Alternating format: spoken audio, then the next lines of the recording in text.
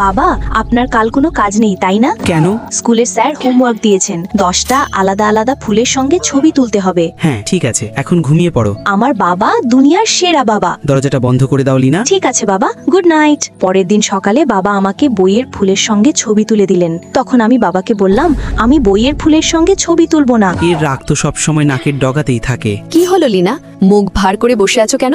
বাবা বলেছিলেন আমাকে ফুলের সঙ্গে ছবি তুলিয়ে দেবেন, কিন্তু এখন তুলছেন না। বাবা না তুললে কি হয়েছে, আমি আছি না, আমি তোমার ছবি তুলে দেব। তারপর চাচি চাচাকে সঙ্গে নিয়ে আমাকে ফুলের বাগানে নিয়ে গেলেন ছবি তুলতে।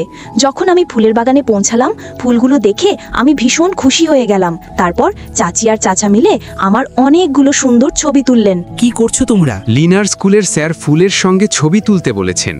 এই কথা শুনে বাবা বাড়িতে 10টা আলাদা আলাদা ফুল নিয়ে এলেন এবং আমার অপেক্ষা করতে লাগলেন।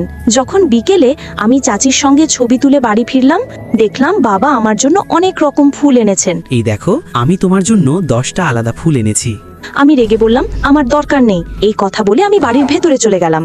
বন্ধুরা, বাবার এই ভালোবাসার জন্য ভিডিওতে অবশ্যই লাইক করবেন।